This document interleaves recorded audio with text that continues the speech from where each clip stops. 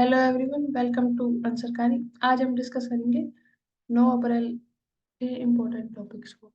सूखा राहत को लेकर कर्नाटक सरकार की याचिका पर सुप्रीम कोर्ट ने कहा केंद्र और राज्य के बीच में प्रतिस्पर्धा नहीं होनी चाहिए। तो राज्य के राष्ट्रीय आपदा मोचन कोष के लिए वित्तीय सहायता प्रदान करने के लिए बोला गया है कि उनके बीच में प्रतिस्पर्धा नहीं होनी चाहिए, क्योंकि अगर हम बात करते हैं आर्टिकल 14 जो कि समानता का अधिकार की बात करता है, और आर्टिकल 21 जो कि जीवन प्रदान की बात करता है, जैसे मौलिक आर्टिकल अधिकारों को उल्लंघन की स्थिति उत्पन्न होती है अगर इस तरह की गंभीर समस्या उत्पन्न होती है। तो इसलिए केंद्र और राज्य के बीच में वित्तीय सहायता को लेकर या फिर अन्य किसी कारणों को लेकर प्रतिस्पर्धा नहीं होनी चाहिए। तो जिसके लिए यहाँ पर कहा गया है, क्योंकि जब हम कर्नाटक की बात करते हैं तो वहाँ जब हम तालुक की बात करते हैं तो 236 में से 323 ऐसे क्षेत्र हैं जो कि सूखा प्रभावित हो चुके हैं। तो इस समस्या से निरंतर जूझ रहे इस समस्या से किस तरह से बाहर आया जाए, और जब पानी की बात करते हैं और जीवन की मूल जरूरतों में से एक है और उनको पूरा करना सरकार की जिम्मेदारी है। तंत्रिका तंत्र की सेहत से जुड़ी समस्या है। तो जब हम बात करते हैं कि किस तरह से तंत्रिका तंत्र यानी कि जो हमारे ब्रेन के अंदर नर्वस सिस्टम होता है, तो उनके अंदर जो न्यूरॉन होते हैं उनसे संबंधित बीमारियों के बारे में किस तरह से लोगों के अंदर जागरूकता लाई जाए, या फिर किस तरह से बताया जाए कि यह भी शारीरिक जो कार्य प्रणाली क्षमता है उससे संबंधित है। हमारे शरीर के सभी अंग, ये सभी कार्य प्रणालियां मस्तिष्क के माध्यम से ही पूर्ण की जाती है, उनका संचालन मस्तिष्क के माध्यम से ही होता है। तो हम देखते हैं कि किस तरह से 6 प्रकार की जो समस्याएं हैं वो हमें देखने के लिए मिलती है, जिसमें Alzheimer's, Parkinson's, dementia, brain स्ट्रोम, migraine, मिर्गी आदि जैसी समस्या देखने के लिए मिलती है। जब मिर्गी की बात करते हैं, इसे एपिलेप्सिया एक केंद्रीय तंत्रिका तंत्र से संबंधित बोला जाता है। जब हम पूरी दुनिया की बात करते हैं तो इसको सबसे पुराने लोगों में गिना जाता है, जो कि 4000 ईसा पूर्व ईसा पूर्व से संबंधित माना जाता है। और पूरे विश्व की बात करें तो 5 करोड़ से अधिक लोग इससे हमें ग्रस्त देखने के लिए मिलते हैं। लेकिन समस्या यह है कि लोगों के बीच में जागरूकता की कमी है, जिसके माध्यम से वह ये नहीं समझ पाते कि यह एक बीमारी है और इसको मेडिसिन के माध्यम से या फिर पूर्ण उपचार के माध्यम से ठीक किया जा सकता है। तो जिसके कारण वह उस व्यक्ति के साथ भेदभाव करने लगते हैं, इस प्रकार की प्रक्रिया अपनाई जाने लगती है जो उचित नहीं है। तो इस प्रकार की भ्रांतियां जो कि समाज में मौजूद है उनको किस तरह से दूर किया जाए। और जैसे मिर्गी के विकसित होने की संभावनाएं कुछ हद तक अनुवांशिक भी होती है, कि किस तरह की अनुवांशिक गतिविधियों के कारण या मस्तिष्क में चोट लगने के कारण तो इस प्रकार की समस्याएं हमारे जीवन में उत्पन्न नहीं हुई। तो उन्हें दूर करने के लिए क्या क्या किया जाना चाहिए, उसके लिए जैसे ईईजी जैसे मैग्नेटिक रेंजेस इमेजिंग, स्कैनिंग जैसी प्रक्रियाओं को देखा जा सकता है, जिसके माध्यम से हमें यह पता लगाया जा सकता है कि ब्रेन में होने वाली समस्या क्या है या फिर इन जिनके कारण क्या है। उनके लिए हमें एक दवाई जैसे जब्ती रोधक दवा एएसएम का उद्देश्य यह है कि इन पर रोक लगाई जा सके। ज्यादातर जो मिर्गी से संबंधित या अन्य समस्याएं हैं उनको एएसएम के माध्यम से दूर किया जा सकता है। जब हम एएसएम के पहले प्रयोग की बात करते हैं तो 1912 में कौन बारबिटोन के माध्यम से किया गया था। तो एएसएम से अगर इस तरह की समस्या नियंत्रित नहीं होती तो सर्जरी को विकल्प के माध्यम में चुना जा सकता है और इस प्रकार की समस्याओं को दूर किया जा सकता है। जब हम अन्य समस्याओं की बात करते हैं कि किस तरह से जो सामाजिक जीवन की गुणवत्ता को सुधारा जाए, सोसाइटी में किस प्रकार से चेंज किया जाए, तो आईबीएई एक गैर लाभकारी संस्थान है, एनजीओ है, जो कि अंतरराष्ट्रीय स्तर पर कार्य करता है, जो संयुक्त राष्ट्र अमेरिका के कोलंबिया राज्य में पंजीकृत या रजिस्टर्ड है। तो उसके माध्यम से अलग अलग प्रकार के संगठन को जोड़ा गया है, जैसे इंटरनेशनल लीग अगेंस्ट एपिलेप्सी और इंटरनेशनल ब्यूरो फॉर एपिलेप्सी के माध्यम से संशोधन किया जाता है या फिर शोध की जाती है, ताकि इस निष्कर्ष पर निकला जा सके कि कम आय वाले देशों को में जो एपिलेप्सिया से ग्रस्त हैं उनका किस तरह से प्राथमिक उपचार किया जाए, क्योंकि हमें देखा जाता है कि काफी जगहों पर प्राथमिक उपचार जो व्यक्ति को मिलना चाहिए वही नहीं मिलता, जिसके कारण मृत्यु का खतरा बढ़ जाता है। तो इस तरह की समस्याओं से किस तरह से निकला जाए। जब हम IELE की बात करते हैं तो इसकी स्थापना 1909 में की गई थी, जो कि 100 से अधिक राष्ट्रीय संस्थानों का एक संगठन है और इस तरह की समस्या के लिए जागरूकता, इलाज में संशोधन और शिक्षा प्रणाली को बढ़ावा देता है। तो mental health gap X program, जो कि विश्व स्वास्थ्य संगठन के द्वारा आरंभ किया गया है, जिसका उद्देश्य है कि निम्न आय वाले और जो मध्य आय वाले लोग हैं उनकी मानसिकता को, और जो मादक द्रव्य का सेवन करने से होने वाले विकार या फिर जो समस्याएं उत्पन्न होती है उसको कम किया जा सके, और किस तरह से जो मृगीग्रस्त लोग में असमय पर जो मृत्यु दर है, जो हमें 3 गुना से अधिक देखने के लिए मिलती है, उसको कम किया जा सके, और जो समस्याओं के प्रति जागरूकता है तथा उनकी जो मेडिसिन उपलब्ध होनी चाहिए वह की जा सके, ताकि एक जीवन की एक गुणवत्ता बढ़ सके और जो मृत्यु दर है वो कम हो सके। क्योंकि जब हम देखते हैं तो 40% बच्चों के विकास और सीखने जैसी समस्याओं के में इनकी कठिनाई देखने के लिए मिलती है, क्योंकि बच्चों में भी यह समस्या उत्पन्न होने लगी।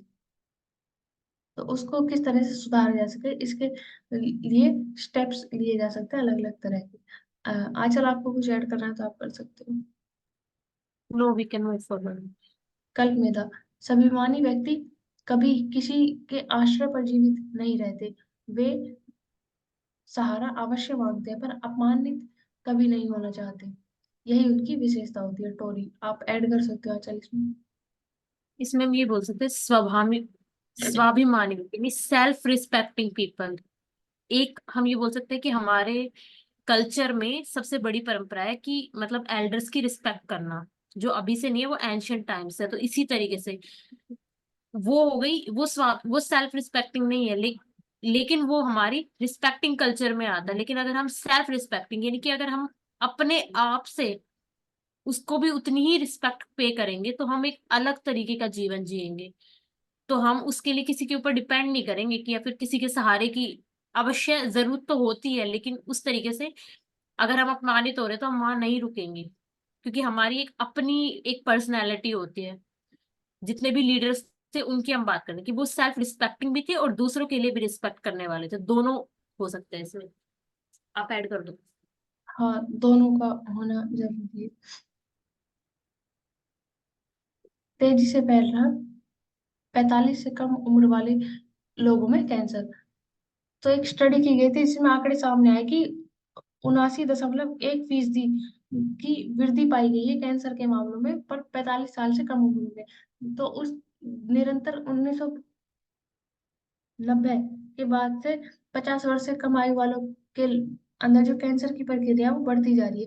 तो उसको किस तरह से कम किया जाए? विश्व स्वास्थ्य संगठन के मुताबिक जब हम कैंसर की बात करते हैं तो कैंसर को परिभाषित किया जाए कि यह एक समूह है जो शरीर में के करीब करीब किसी भी अंग में या ऊतक में यानी कि टिश्यू में शुरू हो सकता है। इसमें बीमारी के दौरान असामान्य कोशिकाएं शरीर के विभिन्न हिस्सों में अनियंत्रित रूप से बढ़ने लगती है। तो मतलब उनकी जो गिनती होती है उस पर कोई काबू नहीं होता और उससे अत्यधिक लगातार बढ़ती जाती है, और इस अनियंत्रित तरीके की बढ़ी हुई कोशिकाएं जो अपनी सामान्य सीमा को पार करती चली जाती है और उस अंग में फैलती जाती है। तो इस फैलाव को मेटास्टेसिस कहा जाता है, और जिसके कारण कैंसर जैसी बीमारी उत्पन्न होती है, जिससे मृत्यु का खतरा बढ़ जाता है। जो घातक ट्यूमर जैसी समस्याओं को शामिल किया गया है। तो जब हम बात करते हैं महिलाओं की, तो महिलाओं में स्तन कैंसर जैसे कैंसर के मामले अधिक देखे जाते हैं, जिसके कारण प्रति 10 लाख लोगों में 13.7% मृत्यु दर से प्रभावित किए जाते हैं। जब हम 13.7% मामले दर्ज किए जाते हैं, जिसमें से 3.5 मृत्यु दर हो जाती है प्रति लाख लोगों पर। जब 1990 के बाद की बात करते हैं तो श्वास नली में कैंसर जैसी समस्याओं में वृद्धि निरंतर हमें देखने के लिए मिली है। तो दो स्तन कैंसर, फेफड़ों का कैंसर, श्वास नली, आंत और पेट के कैंसर जैसे कैंसर जो सामान्य रूप से निरंतर बढ़ते जा रहे हैं और मृत्यु का कारण होते हैं। तो इस प्रकार की श्वास संबंधित बीमारियों को किस तरह से रोका जाए, और इसके लिए अलग अलग प्रक्रियाएं आरंभ की गई। जैसे जब हम स्तन कैंसर की बात करते हैं तो उसके लिए सर्वावेक वैक्सीन प्रारंभ की गई है, जिसमें 90-70-90 के रेशो का प्रयोग किया जाता है कि किस तरह से महिलाओं को उससे मुक्त किया जाए। तो इस प्रकार के अलग अलग प्रक्रिया अपनाई जा सकती है। इसके अलावा के कैंसर में जो जेनरिक मेडिसिन है उनको प्रोवाइड किया जा सकता है, ताकि कम मूल्य पर कैंसर की दवाई सभी को उत्पन्न हो सके। जब हम देखते हैं कि कैंसर की डोज की जो ब्रांडेड दवाई है वो 1.5 लाख से ज्यादा की मिलती है। वही जब हम जेनरिक मेडिसिन की बात करते हैं तो वहाँ वही एक डोज 12 से 12,500 रुपये में मिल जाती है। तो इस गैप के कारण ज्यादा से ज्यादा लोगों के पास वो मेडिसिन पहुंच सकेगी। उसके साथ साथ हमें यह सुनिश्चित करना भी अनिवार्य है कि हाल ही में हमने देखे थे कि किस प्रकार से कैंसर की बीमारी, जो कैंसर की दवाई से संबंधित, नकली दवाई से संबंधित इशू उत्पन्न हुए थे, उनको रोका जाए, ताकि जो मानव स्वास्थ्य से संबंधित समस्याएं हैं और मृत्यु है उस जैसी घटनाएं ना घटे। आंचल, अगर आपको कुछ ऐड करना है तो आप कर सकते हो। नो, ये we have discussed on. Allahabad high court ने फैसला दिया है कि हिंदू विवाह अधिनियम के तहत हिंदू शादियों के लिए कन्यादान करने की जरूरत नहीं है, क्योंकि केवल सप्तसती यानी कि जो 7 फेरे लेने का बोलेंगे उसे, समारोह है, शादी है, सबसे बड़ी प्रक्रिया वही होती है। क्योंकि जो हिंदू अधिनियम की धारा 7 है उसमें जिक्र किया गया है 2 तरह के व्यवहारों का, कि एक हिंदू विवाह किसी भी पक्ष की प्रथा के अनुसार किया जा सकता है, दूसरा ऐस, ऐसे समारोह में सप्तसती यानी कि जो 7 फेरों का प्रथा है उसको निभाया जाए, इसके माध्यम से विवाह संपन्न हो जाता है। तो जब हम कन्यादान की बात करते हैं तो कन्यादान का समारोह में किया जाना या ना किया जाना, दोनों से ही कोई फर्क नहीं पड़ता, इससे हिंदू शादियां बाधित नहीं होती। जलवायु परिवर्तन समानता के अधिकार के संवैधानिक प्रावधानों से प्रभावित होता है। तो इस सुप्रीम कोर्ट ने, जब हम बात करते हैं गुजरात और राजस्थान में पाए जाने वाले ग्रेट इंडिया बस्टर्ड के संरक्षण के ऊपर बुनियादी ढांचे किस तरह से परिवर्तन किए जाएं और उनको संतुलित करके एक सीमित गठन करते हुए यह कहा है कि ओवरहेडेड ट्रांसमिशन लाइन को भूमिगत करने की आवश्यकता है, ताकि जो ग्रेट इंडियन बस्टर्ड्स हैं जो कि एंडेंजर कैटेगरी में आते हैं उनको बचाया जा सके। जो हाई वोल्टेज लाइंस है इनकी वजह से उनकी जीवन पर प्रभाव ना पड़े, क्योंकि समानता का अधिकार केवल मनुष्य के लिए नहीं है, उसके अंदर पर्यावरण को आर्टिकल 48A, और जब हम बात करते हैं मौलिक कर्तव्यों की 51A के एफ में संशोधित किया गया है, जिसे अप्रभावित स्वास्थ्य परिवर्तन के बिना जीवन का पूरा अधिकार सरकार अगर नहीं देती तो है स्वास्थ्य के अधिकार, जो कि अनुच्छेद 21 से निर्मित है, के अंदर परिभाषित किया गया है। जिसमें जब स्वास्थ्य के अधिकार की बात करते हैं तो वायु संबंधित सभी प्रकार के जो भी अ, अगर प्रदूषण होते हैं जिनके कारण जीवन को खतरा होता है वो सभी उसके अंदर उत्पन्न होते हैं, जो कि एक कारकों के कारण है। आजकल आपको कुछ ऐड करना है इसमें? I think Ayush's status is critically endangered. Okay. अच्छा, और ग्रेट इंडियन बस्टर्ड का जो Now we can. आयुषीन स्टेटस है वो क्रिटिकल एंडेंजर है।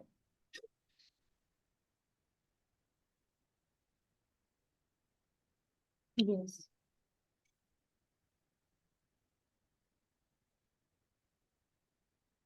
अच्छा। यहाँ पे why the third tier of government needs a status upgrade. So Divya, what is the third tier government? अब किसको बोलते हैं हम थर्ड tier of government? अ, यहाँ पे अगर हम बात करें उसके बाद हम स्टेटस अपग्रेड अपग्रेड की बात करेंगे। जब हम ग्राउंड लेवल पर बात करते हैं तो जो पंचायती राज और म्यूनिसिपल कॉर्पोरेशन है उनको जोड़ा जाता है थर्ड टायर में, क्योंकि फर्स्ट में सेंटर हो गया, सेकंड में स्टेट हो गया, और जब हम थर्ड की बात करते हैं तो वहाँ पंचायत आ जाती है कि किस तरह से जमीनी स्तर तक जो शासन है, जो गवर्नेंस है उसको पहुंचाने के लिए थर्ड टायर गवर्नमेंट स्टेब्लिश की गई थी 73 और 74 अमेंडमेंट के माध्यम से। यस, तो अगर मैं कॉन्स्टिट्यूशनल एंगल से बोलूं तो 73rd amendment act rural bodies से डील करता है, और 74th अमेंडमेंट एक्ट जो कॉन्स्टिट्यूशनल अमेंडमेंट हुआ था 1992 में वो डील करता है अर्बन लोकल बॉडीज से।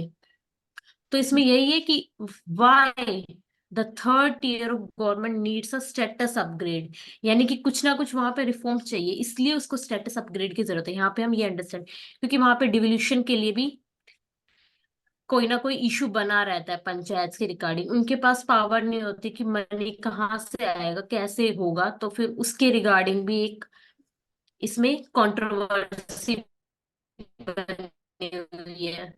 ना ही उनके पास कोई पावर है, लेकिन वो ग्रास रूट लेवल से डील कर रहे हैं, तो उनको भी इस तरीके की पावर की जरूरत है।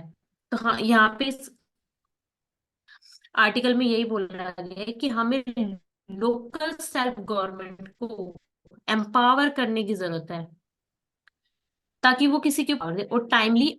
तो इसमें हमें यही बोला है कि और अमेंडमेंट करनी चाहिए। वो डिपेंड करता है कि अब हमारी सेंट्रल गवर्नमेंट क्या एक्शन लेगी या नहीं लेगी।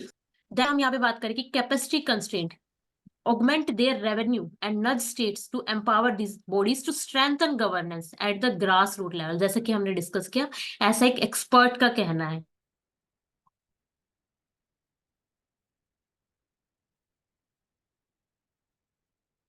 इसमें हम देख सकते हैं कि आर्टिकल 14 की बात करते हैं जो डीपीएसपी में आता है, उसके अलावा जब हम शेड्यूल की बात करते हैं तो 11 और 12 आ जाएगी। जब हम फाइनेंस की बात करते हैं तो आर्टिकल 243 एफ के माध्यम से जो पंचायत है उनको अधिकार दिया जाता है कि वो उस गांव में होने वाले मेलों के माध्यम से या फिर जो स्कूल्स होते हैं या फिर जो अन्य टूल होते हैं उनके माध्यम से टैक्स को कलेक्ट कर सके, जो वहाँ की इकोनॉमी को ग्रोथ करने में हेल्प हो। उसके अलावा जो पंचायत के अंदर जमीन आती है उसका सही तरीके से प्रयोग किया जा सके, उसको किस तरह से बढ़ाया जा सकता है। जब हम देखते हैं कि किस तरह से पंचायत के माध्यम से ग्राम सभाओं को संबोधित किया जाता है। जब हम ग्राम सभा की बात करते हैं तो किसी भी गांव के अंदर आने वाले वोटर्स को, जो कि जिनकी एज 18 साल है या फिर उससे ज्यादा है और जो निर्वाचन की सूची में सम्मिलित है, उन्हें ग्राम सभा में शामिल किया जाता है। तो उनको किस तरह से उनके जीवन को सुधारा जा सकता है, पंचायत के ऊपर ही जल संबंधित समस्याओं को लेकर जो इरिगेशन होती है या फिर जो फार्मर से संबंधित समस्या है उनको भी सुधारा जा सकता है, ताकि इन्हें कनेक्ट किया जा सके, जो होने वाली समस्याओं को सुधारा जा सके। इसके अलावा कैग के माध्यम से ऑडिटिंग की जा सकती है, जैसे कि हम केरला में देखते हैं कि वहां पर केरला इकलौता ऐसा राज्य है जहाँ 90 से 99 दशम फीसदी तक ऑडिटिंग की जाती है, और इस आइडिया के माध्यम से लोकल बॉडी को पूर्ण रूप से प्रयोग किया जा सकता है। तो जब इस तरह की पहल को उठाया जा सकता है। इसके अलावा जब हम आर्टिकल 243 एच की बात करते हैं कॉन्स्टिट्यूशन की, जो एम्पावर करता है पंचायत को कि इम्पोज करे कोलेटर्स को, अलग करे टैक्स को, ड्यूटीज को, टूल्स को और फीस को, कि किस तरह से वह इन सभी के माध्यम से अपने जो फाइनेंस है उनको ले सकते हैं। राज्यसभा अ,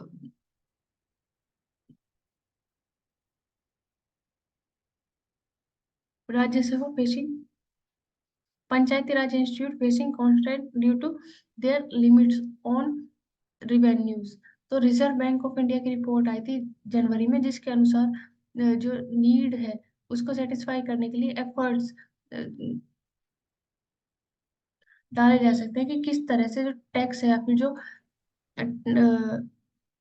नॉन रेवेन्यू टैक्स है उनको इंश्योर किया जा सके, ताकि जो गवर्नमेंट्स की नीड्स है उनको पूरा किया जा सके।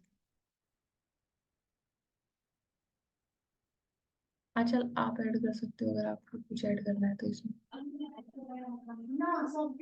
इसमें हमने ये भी देखा था कि को कैग मतलब किस किस स्टेट्स में कैग के पास फुल ऑडिटिंग पावर है लोकल बॉडीज की, तो वो है वेस्ट बंगाल। तो हम ये आइडिया रख सकते हैं for the PT perspective, Kerala और कर्नाटका, जो कि ऑडिटिंग। और 243 H of the constitution empower panchayat to impose, collect and allocate taxes. तो एक ये आर्टिकल हम पीटी के पर्सपेक्टिव से याद रख सकते हैं। तो ये इसका की हाईलाइट था।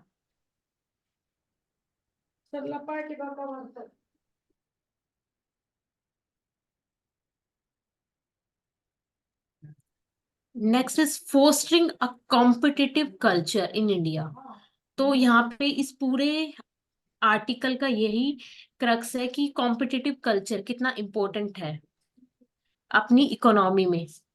तो उसमें पूरा आर्टिकल इसी से डील करेगा कि क्या उसके बेनिफिट है, क्या उसका क्रिटिसाइजेशन है, या फिर कौन से एक्ट है हमारे पास, कौन सी पॉलिसी है जिसके रिगार्डिंग हम कॉम्पिटिटिव कल्चर की बात करते हैं। तो ई कॉमर्स नीड्स अ बुलवॉक।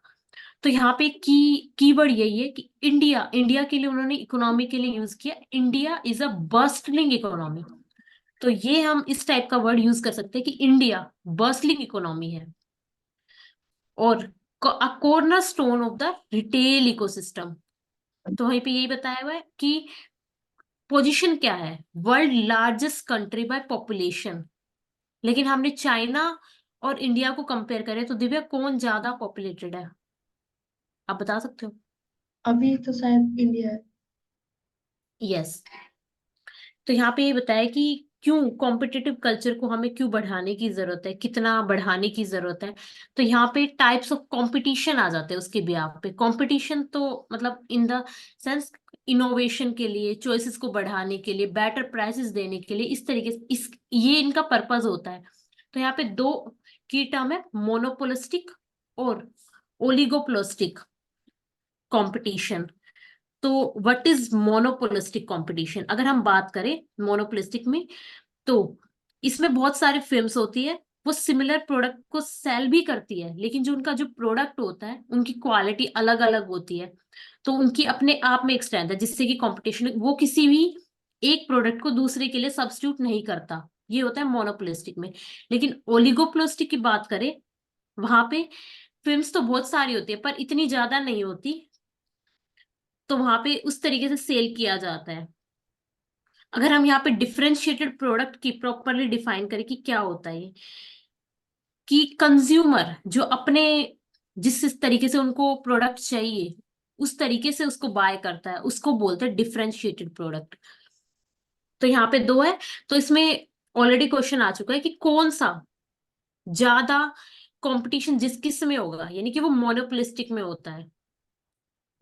जैसे कि हम मेडिसिन, जेनरिक मेडिसिन की भी बात करते हैं, तो अलग अलग नाम इतने सारे होते हैं, इस तरीके से हम बोल सकते हैं। और इंडिया में कौन सा लॉ है जो इससे डील करता है, फिर कौन सा एक्ट है, तो हम एमआरटीपी एक्ट, यानी monopolistic and restrictive trade practices act.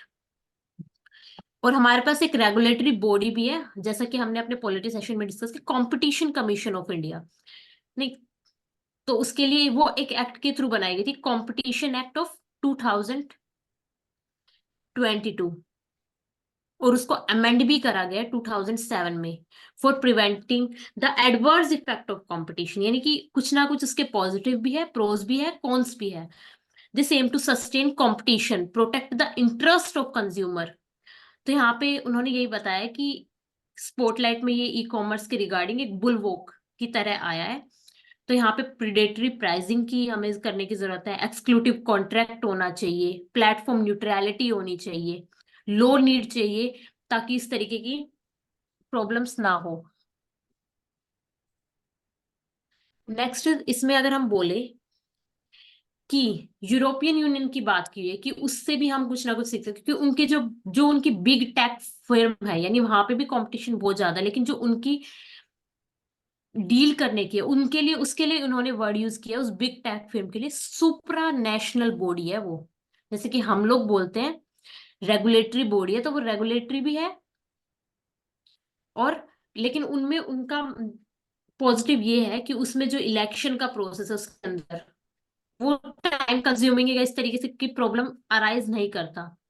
तो हमें भी इस तरीके से हम ये बोल सकते हैं कि इस तरीके की कंडीशन की, ताकि इजिली इस टाइप के केसेस सॉल्व हो सके फास्टली, ताकि डाटा लोकलाइज हो, कंज्यूमर को प्रोटेक्शन मिले, एंटी काउंटरिंग मेजर्स हम ले सके। तो इससे पूरा ओवरऑल यही है कि अगर हमें ज्यादा चॉइसेस चाहिए, एग्जैक्टली प्राइस जितने होने चाहिए बेटर प्राइसेस के लिए, या फिर प्रोडक्टिविटी को बढ़ाने के लिए, ग्रोथ के लिए, जॉब्स के लिए, कॉम्पिटिटिव कल्चर एग्जिस्ट करना चाहिए। लेकिन उसमें हम ये नहीं बोल सकते कि प्राइसेस भी लो रखो, तो हमें बैलेंस कंडीशन में मूव करना पड़ेगा, जो कि क्रूशियबल है इनोवेशन के लिए further. We can move forward now, आप ऐड कर सकते हो। कंपटीशन एक्ट ऑफ 2002 है, जिसे 2007 में अमेंडमेंट किया गया था। तो इसमें देख सकते हैं कि किस तरह से जब अगर कंपटीशन नहीं होगा तो मोनोपोली हो सकती है। उसके अलावा ये भी हो सकता है कि जो प्राइस है वो काफी ज्यादा हाई हो जाए, तो इन सभी चीजों को काबू किया जा सकता है। उसके अलावा किसी अगर हम कोई चीज बाहर से इंपोर्ट करते हैं, उसको डिपेंडेंसी बहुत ज्यादा बढ़ सकती है, क्वालिटी के ऊपर इफेक्ट पड़ सकता है और डंपिंग यार्ड जैसी सिचुएशन क्रिएट हो सकती है। तो उन्हीं सारी चीजों को संतुलित रखने के लिए कंपटीशन का होना अनिवार्य है। जॉइंट सीटिंग की बात करते हैं तो आर्टिकल 108 में संयुक्त बैठक की चर्चा की गई है, जिसे ऑस्ट्रेलिया से लिया गया है। राष्ट्रपति द्वारा इसे बुलाया जाता है, लोकसभा स्पीकर इसकी अध्यक्षता करते हैं। केवल साधारण बिल के संबंध में इसे आयोजित किया जा सकता है। तो इसमें जो उपस्थित तथा मत देने वाले सदस्यों को साधारण बहुमत से बिल पारित करने के लिए बुलाया जाता है। तो अब तक 3 बार प्रयोग किया गया है। दहेज अधिनियम, दहेज निषेध अधिनियम 1961 के तहत, बैंकिंग सेवा आयोग अधिनियम जब निरस्त किए गए थे 1978 में, और आतंकवाद निर, निवारण अधिनियम 2002। और ये हाईकोर्ट। सिंपल मेजोरिटी के थ्रू डील करता जाता है, सिंपल मेजोरिटी। ये हम्म ऑलरेडी प्रीलिम्स का क्वेश्चन आ चुका है कि किसके बिहाफ पे होता है। 1/3 होते हैं ना लोकसभा के, उसमें जो प्रेजेंट है उस टाइम, सिंपल मेजोरिटी। अ, सुरक्षित निर्णय के बाद महीनों तक भी सुनवाई नहीं की जाती। हाई कोर्ट के जजों के रवैये पर प्रधान न्यायाधीश ने जताई चिंता कि अगर कोई भी मामला लंबित है तो उसे और ज्यादा लंबे समय तक खींच दिया जाता है, फिर फैसलों को सुरक्षित रख लिया जाता है, जिसमें काफी हद तक जजों को ये भी याद नहीं रहता कि उनके पास पिछले 10 महीने से कौन सा मामला अधीन है। तो इस तरह के जो निर्णय को सुरक्षित रखने की प्रक्रिया है, उसे सुधारने की अनिवार्य है, क्योंकि 3 महीने से अधिक हम उस चीज को लंबित नहीं रख सकते। उसमें न्याय जाने में देरी होती है, तथा कई बार ऐसा हो जाता है कि जो पूरी प्रणाली है उसको ही फिर शुरू से आरंभ करना पड़ता है, जिसकी वजह से न्याय के सिद्धांतों का नुकसान होता है। तथा जब हम न्याय प्रभुता की बात करते हैं और जो एक नागरिक को न्याय मिलना चाहिए उसकी बात करते हैं, तो उसमें कमी आती है। तो इनको किस तरह से इसकी गुणवत्ता को सुधारा जाए, तो उसके लिए न्यायाधीश ने बोला है कि कोई भी जब आप 10 महीने से 2 साल तक लंबित किसी मामले को छोड़ देते हैं तो न्यायपालिका का जो समय है वो बर्बाद होता है। ईमानदारी से कहूँ तो 10 महीने से अधिक अगर कोई भी मामला किसी भी जज के पास होता है तो उसे याद भी नहीं होता। तो इस तरह की मौखिक दलीलें मायने नहीं रखती। तो यह है कि किस तरह से जल्द मामलों को सुलझाया जाए और उनको आगे के लिए लंबित ना किया जाए। इस प्रकार की समस्या से निकलना अनिवार्य है ताकि ज्यादा से ज्यादा लोगों तक न्याय पहुंच सके। फैशन की दुनिया का बदलता चेहरा। तो जब हम बात करते हैं अर्थव्यवस्था की, तो चक्र वैश्विक स्थिति किस प्रकार से संकट में बनी पड़ी है, क्योंकि आउट अल्ट्रा फास्ट फैशन की ओर जो निरंतर बढ़ते हैं और इससे प्राकृतिक संसाधनों का जो प्रयोग किया जा रहा है, लेकिन उसके बाद जो अपशिष्ट निकलता है उससे सुलझने के लिए कोई प्रणाली नहीं है। तो उसको किस तरह से सुधारा जाए, क्योंकि जब हम कपड़ा उद्योग की बात करते हैं तो सालाना कार्बन उत्सर्जन में 26% का योगदान करता है। तो जब हम इस तरह की पर्यावरण समस्याओं को, मुद्दों को, पर्यावरण और सामाजिक परिणाम की बात करते हैं तो किस तरह से उनको सुधारा जा सकता है, तो ऑस्ट्रेलिया फैशन काउंसिल सीमलेस नाम से राष्ट्रीय उत्पादन प्रबंधन योजना का नेतृत्व किया गया है, जो 2030 तक फैशन उद्योग को बदलने का वादा करती है, जिसका लक्ष्य है कि जो फैशन उद्योग को चक्रीय अर्थव्यवस्था यानी कि जो सर्कुलर इकोनॉमी की बात करते हैं कि किस तरह से उनको रिप्रेस रीयूज रिसाइकल और रीयूज किया जा सके, ताकि जो आर्थिक, सामाजिक और पर्यावरण में उत्पन्न होने वाले उपभोग के मॉडल है उसको अपनाया जा सके। और सतत विकास इंडेक्स की बात करते हैं जब उन सारे गोल्स को भी अपनाया जा सके ताकि शून्य अपशिष्ट हो। जब हम कपड़ों की बात करते हैं तो पुराने कपड़ों को अलग अलग प्रक्रियाओं के माध्यम से प्रयोग किया जा सकता है कि वह एक व्यक्ति के इस्तेमाल के बाद किसी अन्य व्यक्ति को सम्मानपूर्वक दिए जा सकते हैं, या फिर उनका डोरमेट, दरी या फिर अन्य प्रकार की जो वस्तु है उनको बनाने में प्रयोग किया जा सकता है। या उन्हें रिसाइकल करने के तरीके खोजे जा सकते हैं। आचल आपको कुछ ऐड करना है तो आप ऐड कर सकते हो। We can move forward. Dumping yard बढ़ते समुद्र तल। तो किस तरह से समुद्र की गहराई गहराई में निरंतर जो परमाणु सामग्री है उसको छोड़ा जा रहा है, और इसमें सेकंड वर्ल्ड वॉर के बाद से यह प्रक्रिया निरंतर देखी जाती है, जिसमें सैकड़ों हजारों टन अप्रचलित रसायन को समुद्र के अंदर डाल दिया जाता है। यहाँ तक कि जो प्लास्टिक वेस्ट है उसको भी निरंतर समुद्र के अंदर छोड़ा जा रहा है। कि किस तरह से कैम्ब्रिया के समुद्र तल में 100 टन से भी अधिक प्लूटोनियम सहित अन्य क्यूबिक मीटर परमाणु कचरे को निपटाने की तलाश की जा रही है।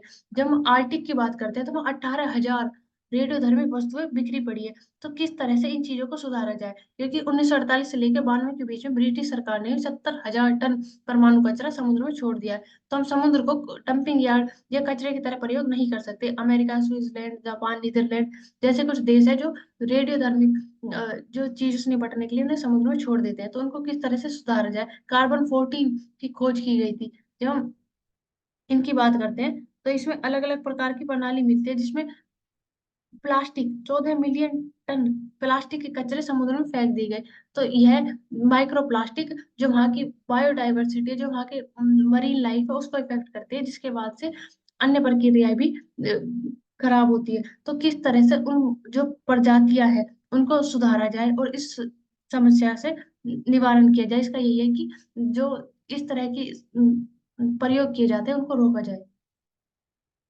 क्योंकि अगर इसी तरह से समुद्र में निरंतर प्लास्टिक डलती रही तो 2050 तक यह 4 गुना हो जाएगी। जब माइक्रो प्लास्टिक को जैव विविधता खत्म हो जाएगी, और इस प्रकार से अगर पर्यावरण को हानि होगी तो वह सभी क्षेत्र में नुकसान पहुंचाएगी। जब हम मिराज की बात करते हैं तो सितारा तानपुरा मिराज एक जगह है जो महाराष्ट्र में है। वहां पर सितारा और तानपुरा को जीआई टैग मिला है, जो कि वाद्य यंत्र है। जो मिराज ने जो सितारा तानपुरा बनाने की प्रणाली है 300 साल से अधिक पुरानी है। तो उनको जीआई टैग दिया गया है। जब मिराज की बात करते हैं तो जो पंडित भीमसेन जोशी जी है जैसे कलाकार हैं, उनके माध्यम से भी इस प्रकार के वाद्य यंत्रों का प्रयोग किया जाता रहा है, जिसमें कर्नाटक से लकड़ी तथा महाराष्ट्र के सैलपुरा के मैदवा से कद्दू जैसी चीजों को खरीद कर उनको बनाया जाता था। तो सितार और तानपुरा, जब हम सितार की बात करते हैं तो सितार में जो वायर्स होती है वो बहुत ज्यादा होती है। जब हम तानपुरे की बात करते हैं तो उसमें कम होती है। आजकल आप कुछ ऐड कर सकते हो इसमें अगर आप चाहते हो। और ऑलरेडी हम डिस्कस कर चुके हैं कि हिंदुस्तान क्लासिकल म्यूजिक में आता है, हम्म, इंडियन क्लासिक म्यूजिक में के इंस्ट्रूमेंट्स है। हाँ। Now we can move forward. Trophy hunting, तो ट्रॉफी हंटिंग की बात करते हैं तो वर्ड्स को देखा जा सकते हैं। बोत्सवाना और अफ्रीका के कई प्रचलित शहरों में किया जाता है, जो शिकार की परंपरा को कानूनी वैधता प्रदान करता है। जब हम बोत्सवाना की बात करते हैं तो अफ्रीका का यहाँ पर हाथियों की प्रजाति बहुत बड़ी संख्या में पाई जाती है। और हाथी और इंसान में होने वाली कन्फ्लिक्ट को रोकने के लिए शिकार की प्रणाली को उत्पन्न किया जाता है, जो कि एक